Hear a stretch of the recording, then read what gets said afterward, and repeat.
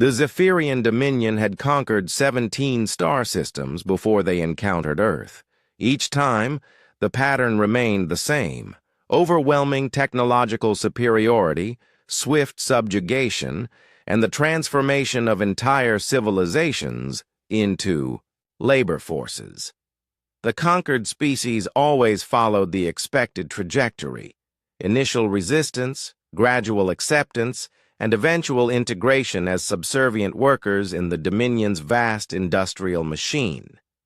Commander Vextar stood on the observation deck of the flagship Eternal Dominance, watching Earth's blue marble rotate slowly beneath them. The preliminary scans had been promising: a primitive species barely capable of crude spaceflight, wielding chemical weapons and metal projectiles. Their technology was millennia behind Zephyrian standards. This would be another routine conquest. Deploy the pacification fields, Vextar ordered. Standard protocol. We'll have them mining asteroids within a lunar cycle. The energy cascade that had broken the will of countless worlds descended upon Earth. Cities went dark, military installations fell silent, and global communications collapsed. Within hours, the dominant species, humans according to their intercepted transmissions, had been rendered helpless. Landing craft descended like silver rain across the planet's surface. Zephyrian shock troops emerged, expecting to find cowering primitives ready for processing into the workforce. Instead, they found something unprecedented. In what had once been called New York, a human female approached the landing zone. She carried no weapons, showed no fear, and spoke in perfect Zephyrian, a language the humans had never encountered before. "Welcome to Earth," Dr. Sarah Chen said, her voice carrying across the plaza through the aliens' own communication devices. "I'm a linguist from Columbia University. I've been analyzing your language patterns from your ship transmissions. Fascinating grammatical structure. It suggests a hierarchical society with rigid caste systems. I'd love to discuss your linguistic evolution." The Zephyrian captain, Kreltos, stood frozen. In 17 previous conquests, not a single being had approached them voluntarily, much less engaged them in academic discourse about their own language. Similar scenes unfolded across the globe. In London, Professor James Morrison had already begun translating human literature into Zephyrian script. In Tokyo, Dr. Yuki Tanaka was preparing a presentation on human mathematical concepts that, while primitive by Zephyrian standards, approached problems from entirely novel angles. In Cairo, Dr. Amara Hassan was documenting comparative mythology between human and Zephyrian cultures, the latter of which she had deduced from their ship architecture and tactical formations. Within days, what should have been a subjugation had become something else entirely. The humans had no weapons to resist with, but they possessed something far more dangerous: insatiable curiosity and a compulsive need to teach. Commander Vextar found himself attending daily briefings that had somehow transformed into lectures. Dr. Chen had convinced his staff that understanding human primitive social structures would optimize workforce management, but her presentations had evolved far beyond that scope. "Your historical records indicate that the Zephyrian Dominion began conquering other species approximately 4,000 years ago," Dr. Chen said, displaying holographic charts that his own officers had helped her create.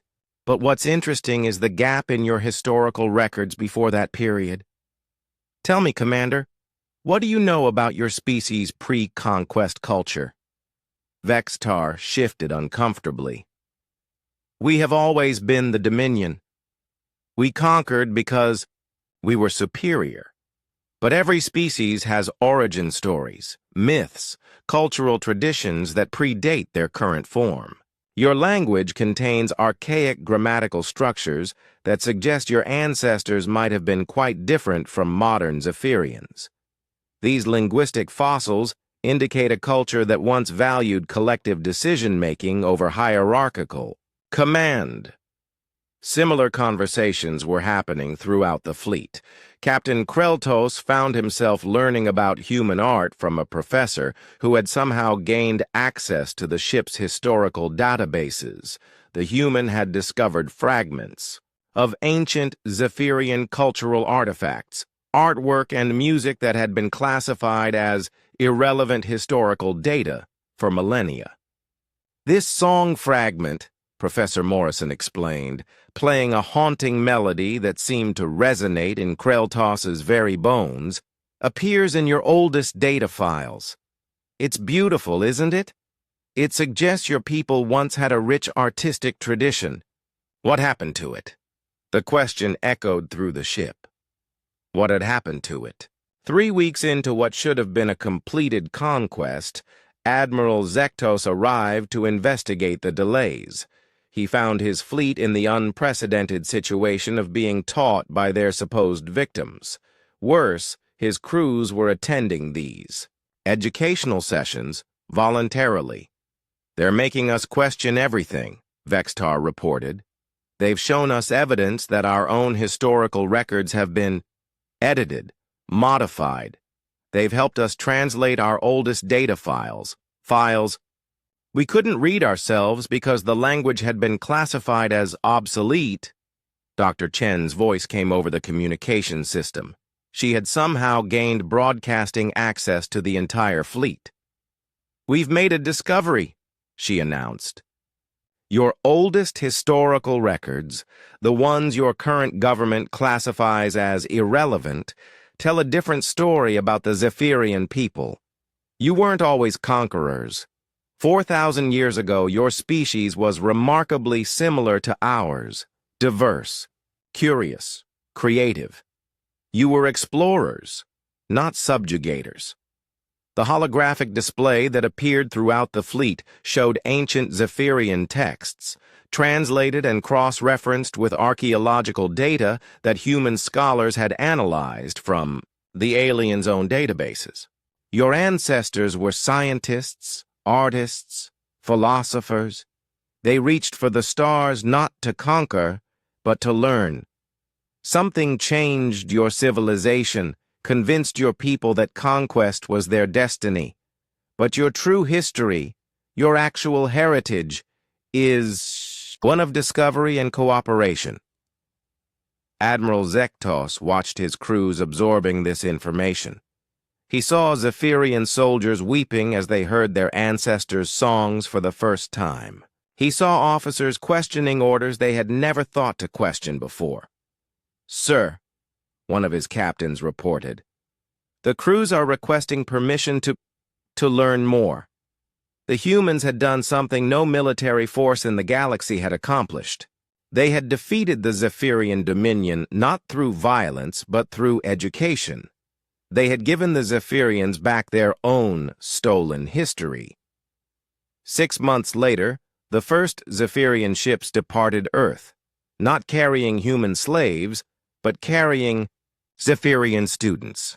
They scattered across the Dominion's territory with a new mission: to teach their own people the truth about their heritage, to help other conquered species rediscover their own suppressed histories.